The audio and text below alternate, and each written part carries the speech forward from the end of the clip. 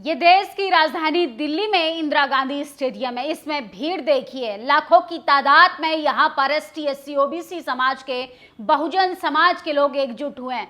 सोचिए किस तरीके से संघीय जजों का 1 अगस्त को फैसला आता है कि कोटे का वर्गीकरण किया जाएगा, उसमें क्रीमी लेयर लगा के एसटी, एससी का वर्गीकरण किया जाएगा। लेकिन सोचिए बीएसपी सुप्रीमो मायावती ने जिस तरीके से 21 अगस्त को भारत बंद का ऐलान किया था, तमाम संगठन अपना डंडा और झंडा लेकर सरकार के सामने इतना बड़ा प्रदर्शन किया, सरकार को अपने इस फैसले पर पीछे कदम हटाना पड़ा। लेकिन सोचिए इस भीड़ को देखिए किस तरीके से चंद्रशेखर आजाद ने आज बगावत कर दी है और सरकार अब घुटनों के बल आ गई है। सरकार को महंगा पड़ गया है आरक्षण से खिलवाड़ करना। सोचिए जिस तरीके से सुप्रीम कोर्ट के जजों ने कहा कि क्रीमी लेयर के आधार पे सक्षम बहुजन समाज एसटी, एससी के लोगों को बाहर कर दिया जाएगा, उनको आरक्षण का लाभ नहीं दिया जाएगा। उसी प्रकार भारतीय जनता पार्टी के नेता चिराग पासवान, बीएसपी सुप्रीमो मायावती, चंद्रशेखर आजाद, स्वामी प्रसाद मौर्य के साथ साथ तमाम ऐसे नेता जो सोशल जस्टिस बचाने की लड़ाई लड़ रहे हैं, इस सब को लेकर वो वर्गीकरण के खिलाफ मैदान में उतर गए हैं। बीएसपी सुप्रीमो मायावती लगातार कांग्रेस, बीजेपी के साथ साथ सुप्रीम कोर्ट को भी चेतावनी दे चुकी हैं कि रिजर्वेशन से खिलवाड़ करना, ये छेड़खानी करना बहुत महंगा पड़ेगा और एसटी, एससी आरक्षण को 9वीं अनुसूची में डाला जाए, ऐसा तमाम बहुजन समाज के लोगों की अपील है। ये स्टेडियम में जुटी भीड़ ने बता दिया कि बहुजन समाज की यूनिटी से संघियों को, जातिवादियों को, सामंतवादियों को, मनुवादियों को घुटनों के बल आना पड़ सकता है। सोचिए अगर आप एकजुट होकर अपनी लड़ाई लड़ना चाहते हैं तो आप इस सोशल जस्टिस की लड़ाई में, अपने अधिकारों की लड़ाई में एक दूसरे का साथ दीजिए।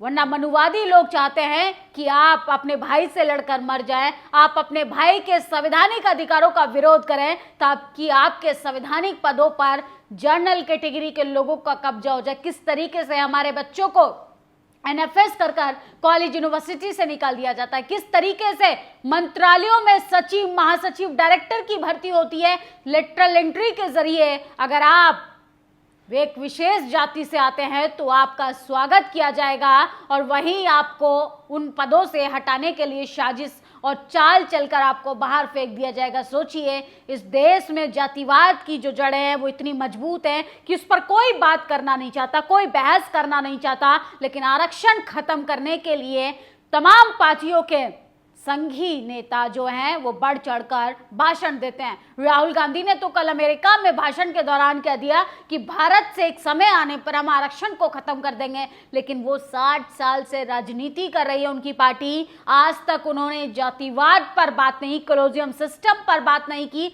जातीय जनगणना पर बात नहीं की। सोचिए किस तरीके से बहुजन समाज को अपने आजादी के 78 साल बाद भी संवैधानिक अधिकारों के लिए सरकार को घुटनों के बल लाने के लिए एक बड़ा प्रदर्शन करना पड़ता है, बड़ा हुजूम तैयार करना पड़ता है, सड़कों पर अपना डंडा और झंडा लेकर आना पड़ता है, क्योंकि ये तस्वीरें आपको कोई और नहीं दिखाएगा। सोचिए इतने बड़ी तादाद में, लाखों की संख्या में इस स्टेडियम में लोग एकजुट हुए। यहाँ तक कि स्टेडियम के बाहर की तस्वीरें हम आपको दिखाएंगे तो लोग यहाँ पर सड़कों पर नीली क्रांति हो गई। देश की राजधानी में आज लाखों की संख्या में लोग एकजुट हुए हैं। लेकिन मजाल है किसी टीवी अखबार ने ये तस्वीरें आपको दिखाई हो। सोचिए जिस तरीके से चाहे भारतीय जनता पार्टी हो, कांग्रेस पार्टी हो, असल में ये लोगों का चाल चरित्र और चेहरा कुछ और ही है। ये सिर्फ आपको अपने वोट बैंक का राजनीति के जरिए आपका इस्तेमाल करना चाहते हैं, लेकिन आपके संवैधानिक अधिकारों पर बात, बहस और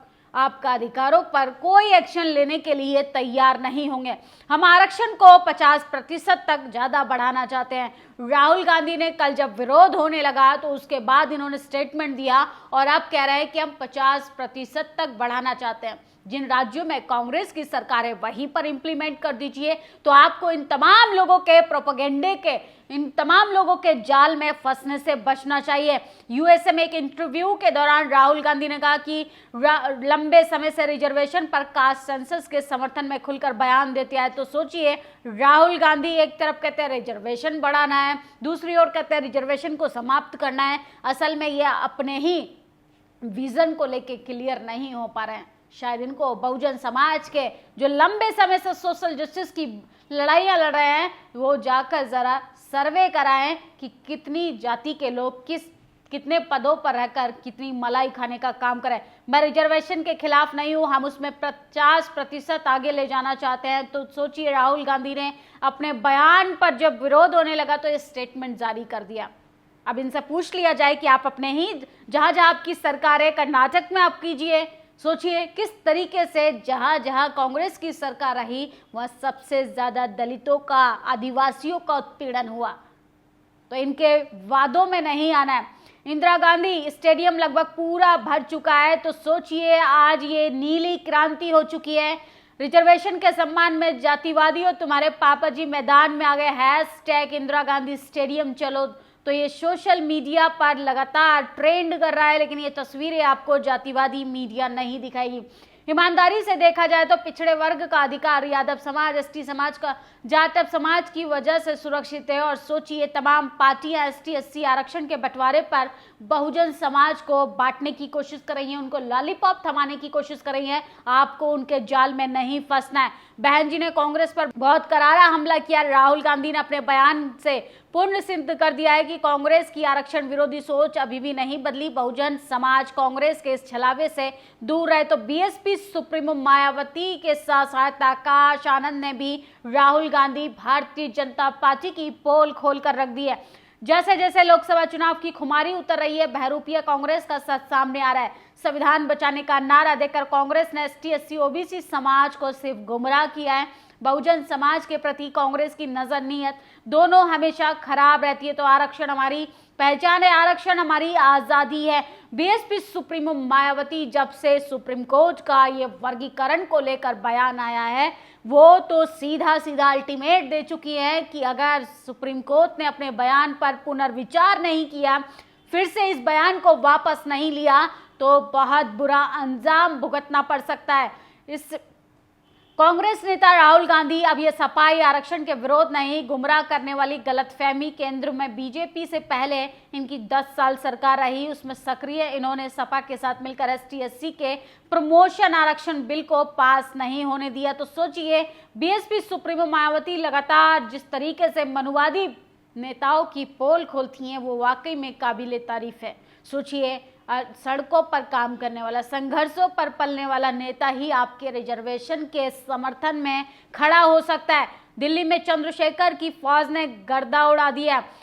आरक्षण समाप्त करना तो दूर, सोचना भी अपराध है। राहुल गांधी जी, आज राहुल गांधी के बयान पर कांग्रेस पार्टी की मानसिकता का पर्दाफाश हुआ। कांग्रेस चाहती है इनकी प्राथमिकता में ये रहे बाबा साहब भीमराव अम्बेडकर के द्वारा दिए गए आरक्षण को समाप्त कर दिया जाए। आरक्षण जरूरी है, ऐसे आरक्षण को समाप्त करना तो दूर, उस पर प्रावधान से छेड़छाड़ करने की भी नहीं सोच सकते। तो लोक जनशक्ति पार्टी चिराग पासवान ने भी सरकार की नाक में नकेल कसकर रखी हुई है। और सोचिए, अपने संवैधानिक मूल्यों पर बोलना शुरू कीजिए, लिखना शुरू कीजिए, क्योंकि जातिवादी मीडिया, जातिवादी टीवी अखबार में बैठे पत्रकार, जातिवादी नेता, जातिवादी पदों पर प्रशासन में बैठे लोग नहीं चाहते हैं कि बहुजन समाज के लोग सड़कों से उठकर, मजदूरी छोड़कर वो एसी के चैम्बर में बैठकर तरक्की करें। वो नहीं चाहते कि व्हाइट कॉलर जॉब पर पहुंचे। वो नहीं चाहते हैं कि झाड़ू छोड़कर कलम में हाथ लेकर अपने संघर्षों की कहानी के खिलाफ बगावत करें। वो नहीं चाहते हैं कि अपनी गुलामी की जंजीरों को तोड़ दें। इसलिए आपको एकजुट होना पड़ेगा और इन तमाम मनुवादी, सामंतवादी, जातिवादियों की चाल को समझिए। आपका असली दुश्मन मनुवाद है, ना कि ST SC OBC आप में, ये आपको आपस में लड़वाने की कोशिश करें, आप में बांटने की कोशिश कर रहे हैं। आप एकजुट रहिए, और आप एकजुट रहेंगे तो आपकी सामाजिक, आर्थिक, राजनीतिक लड़ाई मजबूत हो पाएगी। इस खबर पर आप लोग अपनी प्रतिक्रिया जरूर दीजिए, और आप कहां से आए हैं आज इस महाआंदोलन में शामिल होने के लिए, आप अपनी तस्वीरें भी हमारे साथ साझा कर सकते हैं। शुक्रिया। नेशनल दस्तक की आपसे गुजारिश है कि अगर इसको बचाना चाहते हैं तो नेशनल दस्तक को सब्सक्राइब करने के लिए रेड कलर के सब्सक्राइब बटन को दबाएं, फिर बेल आइकन की घंटी दबाएं। नेशनल दस्तक को बचाने के लिए बहुत जरूरी है कि हर खबर को शेयर करें, लाइक करें, कमेंट जरूर करें।